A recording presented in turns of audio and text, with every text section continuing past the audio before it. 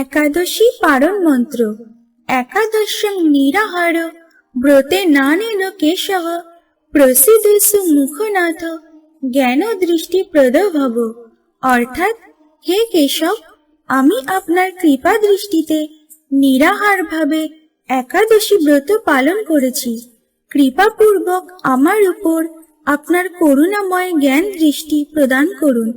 অথবা অজ্ঞানতিমিরান্ধস্য ব্রতে নানেন কেশব প্রসিদস্য মুখনাথ জ্ঞান দৃষ্টি প্রদ ভব। এই দুটি মন্ত্রের যে কোনো একটি পাঠ করে নির্দিষ্ট সময়ের মাঝে পালন করতে হয়। তাছাড়া গীতা মাহাত্ম্যে উল্লেখ আছে, ইয় অধীতে বিষ্ণু পর্বাহে গীতাং শ্রীহরি বাসরে স্বপন জাগ্রত চলন তিষ্ঠন শত্রুর ভিন্ন সহিয়তে। অর্থাৎ, শ্রী বিষ্ণুর পর্বদিনে একাদশী ও জন্মাষ্টমীতে যিনি গীতা পাঠ করেন, তিনি চলুন বা দাঁড়িয়ে থাকুন, ঘুমিয়ে বা জেগে থাকুন, যে অবস্থায় থাকুন না কেন, শত্রু কখনো তার কোনো ক্ষতি করতে পারে না।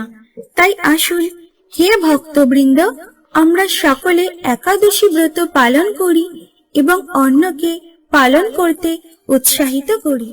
আমরা অনেকেই গ্রামে অথবা শহরে হাজার হাজার মানুষ প্রতি মাসে একাদশী ব্রত পালন করি আর ব্রতের পরের দিন পালন করি, কিন্তু এই পালন করার মন্ত্রটি অনেকেই ভালোভাবে জানি না।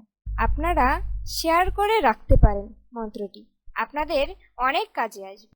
ভিডিওটি যদি ভালো লেগে থাকে তাহলে অবশ্যই লাইক, কমেন্ট এবং শেয়ার করবেন।